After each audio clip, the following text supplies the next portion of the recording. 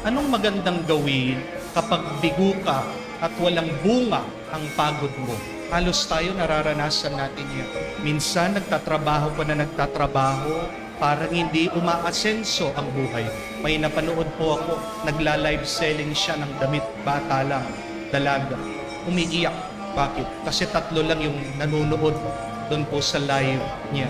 Yung cellphone niya, yung pangalawa, yung nanay niya, yung pangatlo, yung kaibigan niya. Parang walang kwenta yung ginagawa niya. Paano siya makakabenta? Nagpapagod siya, pero walang nanonood.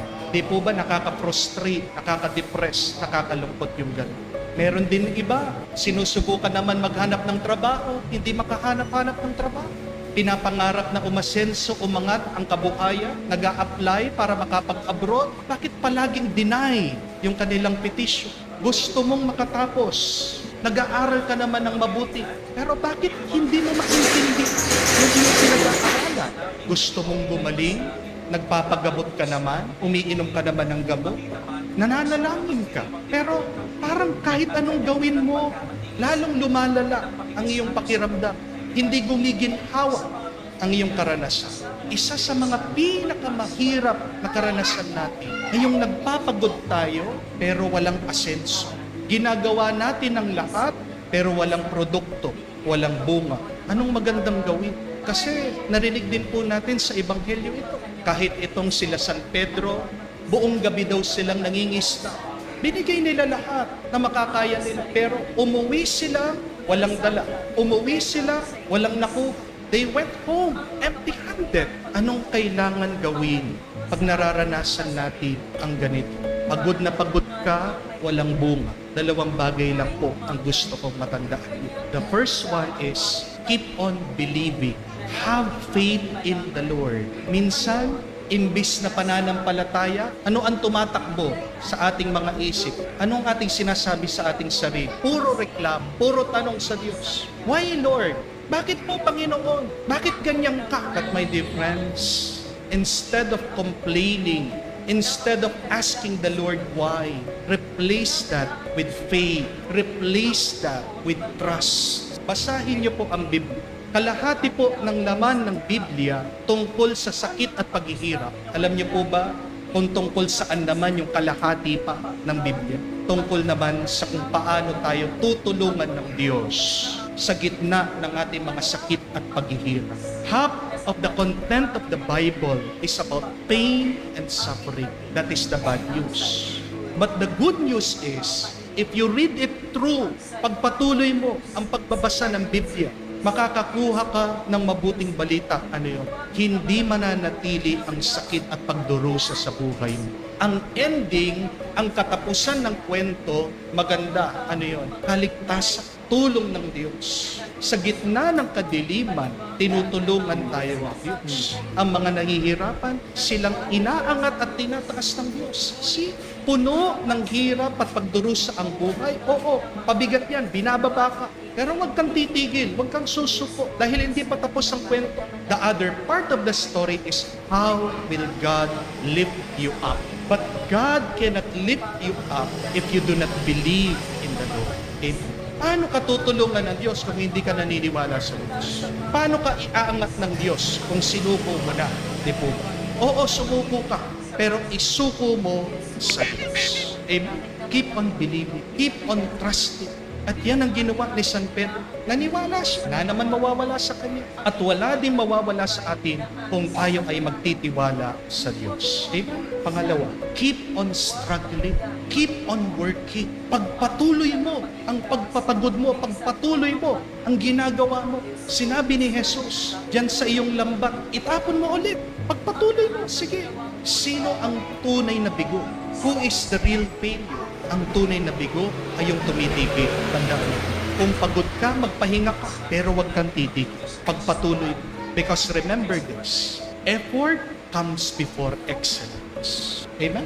Ulitin niyo po yun. Effort comes before excellence. Kung gusto mong makuha ang pinaka-mabuti, pinaka-maganda sa iyong buhay, kailangan pagpaguran mo pa. Huwag kang titigil. Konti na lang. Makukuha mo na. Meron pong lumapit sa akin, nagpapatulong, papakounseling, umiiyak kasi itong kanyang asawa nakikipag-iwalay. Tanong ko naman, ano ba nagustuhan mo sa asawa mo? Bakit sinagot mo siya? Ang sagot po niya sa akin, Father, napakasipag po na manligaw eh. Napakasipag po, araw-araw pumupunta sa amin, nililigawan ako. Masugid po. Kaya po sinagot ko siya. Sabi ko naman, yun yung problema. Kasi dati, tingnan mo, nag-e-effort siya. Eh ngayon, di ba? Ang tanong, nag-e-effort pa rin ba siya? Hindi na po, sabi niya. Yun yung dahilan why your marriage is falling apart. Yun yung dahilan bakit nasisira, nabibigo ang inyong relasyon. Dahil wala na siyang ginagawa. Tandaan niyo po yun. Effort comes before excellence. And grace builds upon nature. Kailangan may pundasyon ang grasya ng Diyos. Paano kanya bibigyan ng bendisyon? Kung walang pundasyon, kung wala kang ginagawa. Di po ba? Hindi tayo papabayaan umuwi ng Diyos. Naluhaan. Yan ang mabuting balita. Hindi tayo papabayaan ng Diyos umuwi na walang dala, walang bunga ang ating kapaguran. Basta't tandaan natin, magtiwala tayo sa Kanya at huwag kang titigil sa pagsisipag, huwag kang titigil sa iyong ginagawa. Keep on believing, keep on struggling. The good news, God will not allow you to go empty-handed. Your efforts will have a fruit in God's time. Anong masama ang ginawa niya? Ngunit lalo kami lang sinigaw. Di ba ako sa krus? Nang makita ni Pilato na wala siyang magagawa at malamang pang magkagulo ang mga tao, nagpakuha siya ng tubig at nagugas ng kamay sa harapan ng mga tao. Wala akong paninagutan sa kamatayan ng taong ito. Bahala kayo. Sumagot ang mga tao. Pinalalagutan namin at ng aming mga anak ang pagkamatay niya. At pinalaya nila si Barabas. Ngunit ipinakagubit si Jesus at ibinigay sa kanila upang ipako sa krus. Si Jesus ay dinala ang mga kawal ng gobernador sa Pretorio at nagkatipon ang buong gobernador sa paligid niya. Tinubaran nila sila at sinalihan ng isang balaban na pulang-pula. Nagtikaw sila ng halamang matinig at ipinutol sa kanya. Saka pinapaghawak ng isang tambo sa kanyang kanang kamay at palibak siyang nilubod ng ulan at pinati. Mabuhay ang hari ng mga Hudyo! Sila'y pinatulungan. Kinuha nila ang tambo at sila'y pinaghahampas sa ulo. At matapos kunyanin, kanilang inalisan siyang balatan. Sinuulan ng sarili ng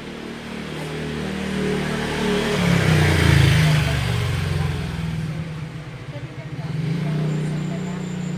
Nagngangalang Simon, isang Pangasilayo. Pilit nilang ipinapasan sa kanya ang krus ni Jesus.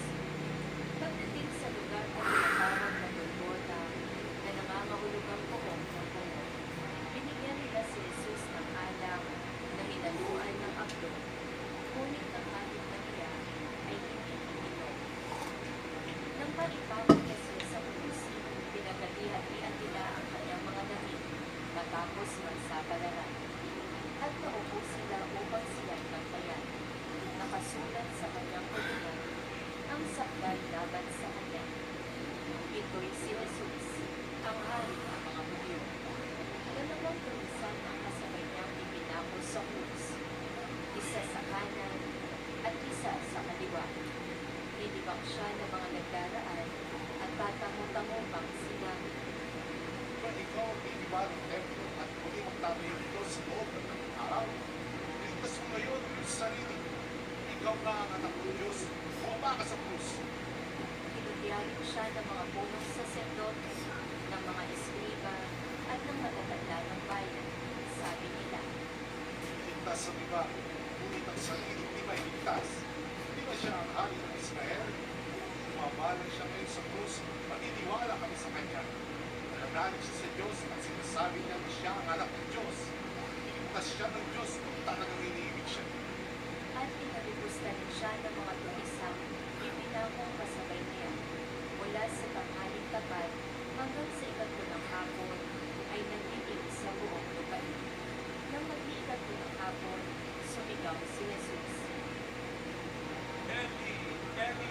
sa bangkali. Ibig sabihin, Diyos ko, Diyos ko, bakit mo ako pinabayaan? Narinig ito ng ilan sa mga nakatayo roon at sinabi nila, Tinatawag niya si Elias. agad tumakbo ang isa sa kanila at kumuha ng esponga. Tinigmang ang maasim na alak, inilagay sa dulo ng isang tambol at ininisipsip kay Jesus. Ngunit sinabi naman ng iba, Patay muna. Tignan natin kung darating si Elias upang iligtas siya. muling sumigaw si Jesus at nalabutan ng Nagsiguro tayo. Sa gitna ng pagnilayan at pasalamatan ang pagkamatay para sa atin ni Jesus.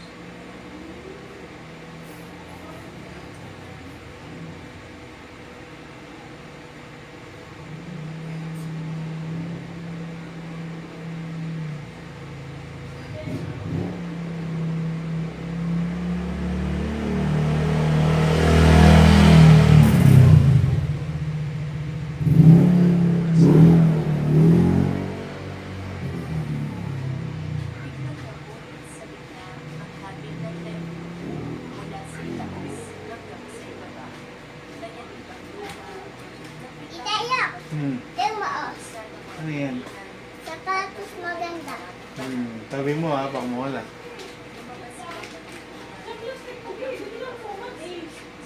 Sila'y pumasok sa laman na Luzon at May athlete sandwich.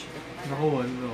Nasilang ang kapitan at ang mga kawal Kung na meron. babantay kay Jesus Egg sandwich na meron. maramdaman Buy one, take one. at masaksihan Well, ang lahat ng nangyari. 50, dalawa. Tunay na ito'y anak ng Diyos, sabi nila. Ang mabuting balita ng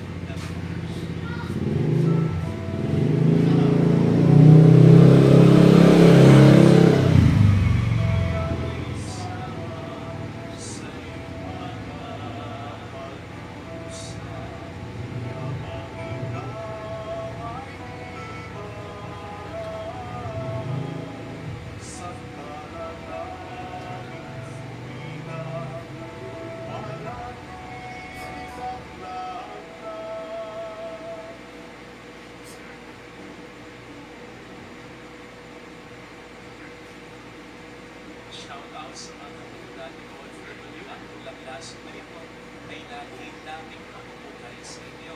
Salamat din sa mga nagpapakali ng alaga ng batas, police, sundalo, thank you po.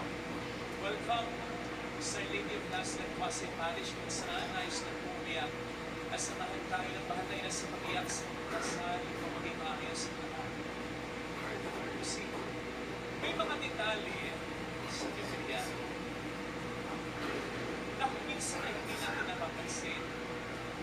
Lalo na kung ito'y bahagi, bakit ng mahabang pagbasa tulad ngayon sa ating gospel reading. Actually, binasa natin shorter form pa. May longer form yan. Pero ang haba pa rin.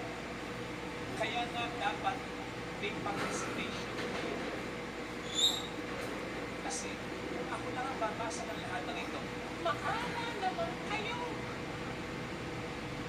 At kung ako lang din ang babasa at hindi kayo magpaparticipate, makinig. So kasi, mahaba talaga. So may danger na may mga detalye na hindi tayo pumansin. Daanan na lang natin sa pag-iisip na hindi naman ganong mahalaga. Hindi maisasama ang detalye sa Ebanghelyo kung walang halaga ito. Katulad na lamang po ng detalye ngayon na tinulungan ni Simon na taga Cirene si Jesus. Malit lang yung detail. Isang verse lang yata ito.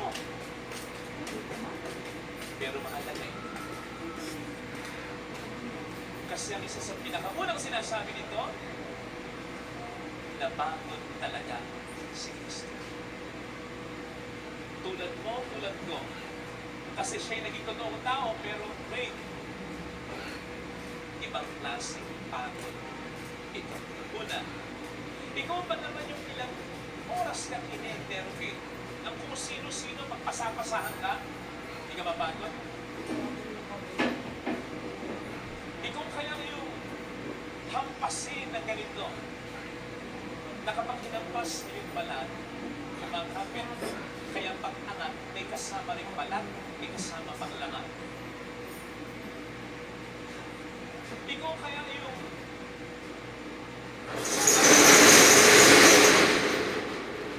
nasabi ng mga studies would inflict not less than 50 puncture wounds in your head. Ikaw kaya yung pagbuhatin ng crossbeam na around 125 pounds ang bigat. Ikaw kaya ang hindi mapagod? Sa dami ng mga tubig, sa dami ng mga pawis at dugong lalabas mo nasa iyo. But mind you, pagod pa lang ng katawan niya. Paano pa yung pagod ng kalooban? Lagi mo sinasabi, kapag inspired ng ating kalooban, kapag, alam niyo, masaya, kahit anong pagod kakayanin mo. Pero kahit wala kang ginagawa, kapag malungkot ka sa puso mo, pagod ang pakiramdam mo. Ito ngayon, yung emotional, psychological, and even spiritual suffering of Jesus. Ikaw kaya yung ibenta, itakwa, iwanan ng mga alagad mo na nagsabi ng unang pati buhay nila binigay sa'yo.